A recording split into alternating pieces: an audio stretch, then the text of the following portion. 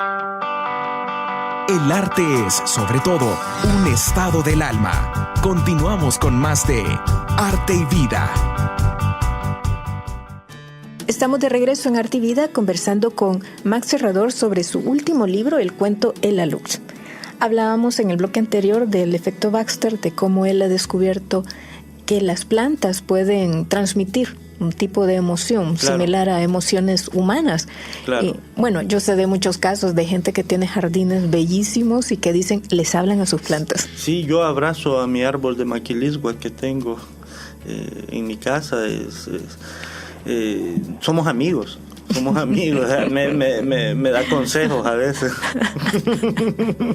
Pero eso que alguien puede decir, pues, que tiene que ver esto con arte, con cultura, quizás es algo como metafísico, pero realmente ha sido una costumbre o tradición, pero algo prehispánico.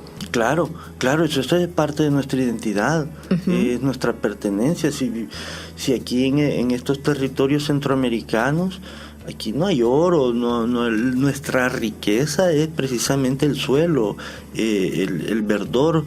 Los que han podido viajar fuera de Centroamérica verán de que esa vegetación tan espesa en la que nosotros gozamos es única, y precisamente eso es parte también de nuestra identidad. Así es. En el libro tú también mencionas al árbol de Guanacaste. Sí. Cada civilización tuvo un árbol sagrado. Exacto. Este está identificado como el árbol sagrado de los lencas. Sí. Y había una costumbre muy, muy interesante que hacían algo sagrado, que era de comunicarse con la naturaleza por medio del árbol.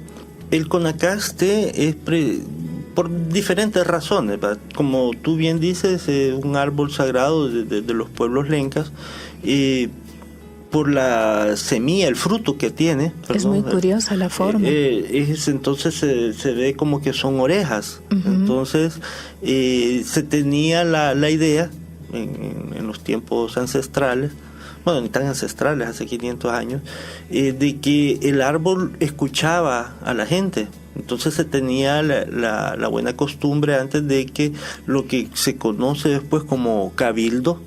Entonces el cacique del pueblo llegaba reunía a la gente y empezaban a platicar de sus problemas, de lo que sea. Entonces el árbol los estaba escuchando, y eso era como el Guanacaste es el árbol que todo lo oye. Entonces de ahí es donde viene que la gente cuando se sienta y ahí empiezan a platicar y a discutir o hablar, bajo la sombra del árbol. Entonces a ese acto se le llamaba guanacasco. Guanacasco. Y ahí es el guanaco es precisamente las personas que participan en el guanacasco.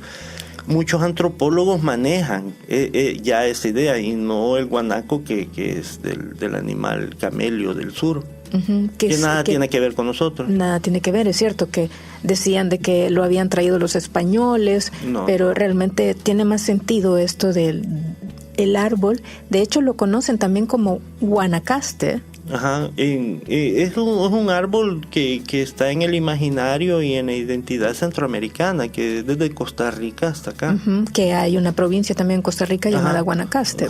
Guanacaste. Entonces ese acto, lo que después los españoles llamaban cabildo, era precisamente eso, el guanacasco, que era lo que se sentaban a platicar, a discutir, a darle solución a sus problemáticas, o sencillamente a platicar por puro entretenimiento. Entonces y eso se buscaba al Guanacaste para hacer este acto.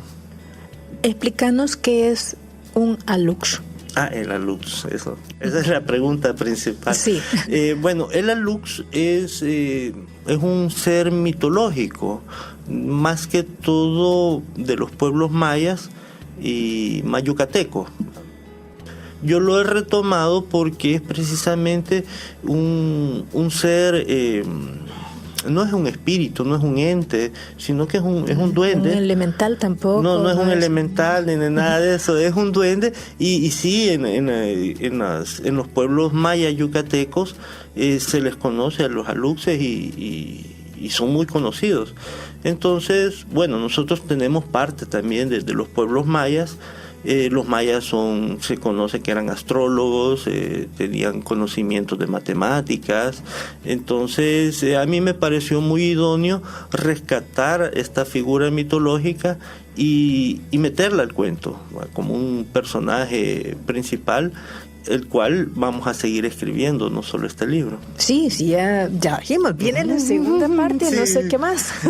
Sí, este es el alux y los jóvenes que hablan con las plantas, y el otro, el que ya está escrito pero no está publicado, es el alux y el vórtice mágico, que también es una ciencia ficción de una niña que viaja a otra dimensión y regresa, porque viaja y ve en otra dimensión que el mundo sí posiblemente tiene una gran posibilidad de ser mejor, y cuando regresa transforma el mundo también. ¿Cuáles son las cualidades que le atribuyen a un alux? Los aluxes pueden ser, ya hablando concretamente, pueden ser seres que pueden ser buenos o malos.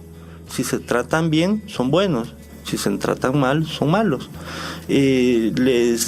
Son seres que a la gente campesina le ayudan a cuidar su milpa, le ayudan a sus otros cultivos, y el ser humano les resguarda también.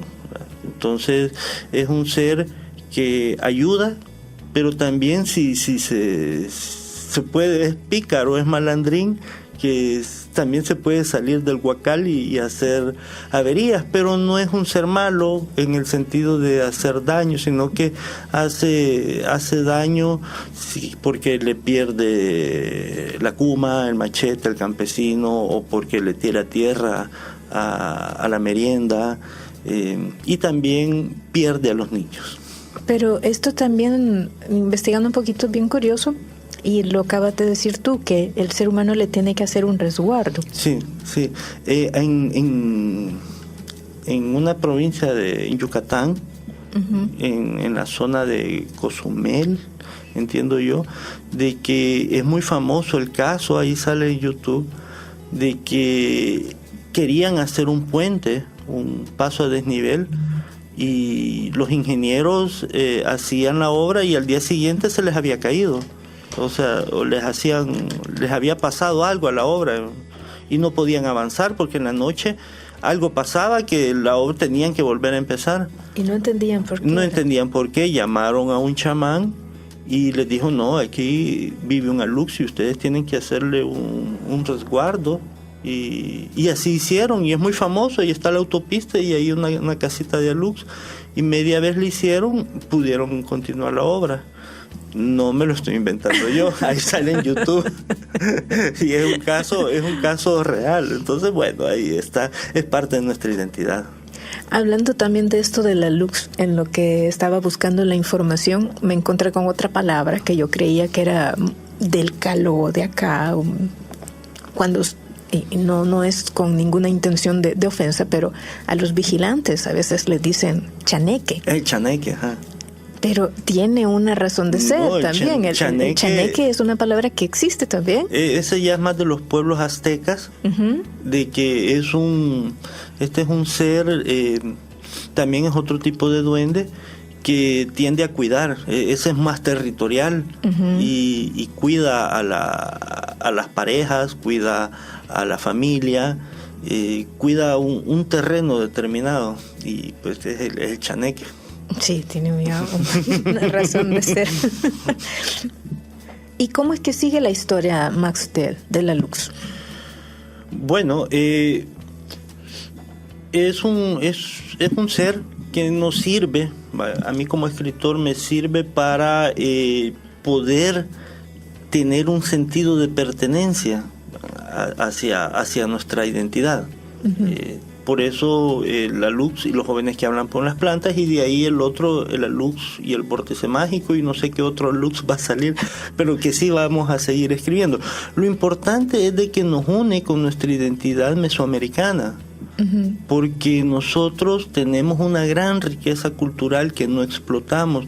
Hablamos de las mitologías y la cultura europea, hablamos de la mitología y la cultura oriental, que también son muy ricas, o la cultura hindú, pero todo el centro cultural mesoamericano es materia virgen, y creo de que es de los comunicadores, de los periodistas, de los escritores, que tenemos que generar esta identidad para crear un sentido de pertenencia.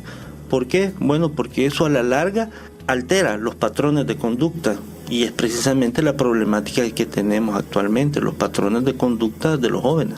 Muy bien. Bueno, nos vamos a otro corte comercial y no nos cambien, que volvemos con más de Arte y Vida.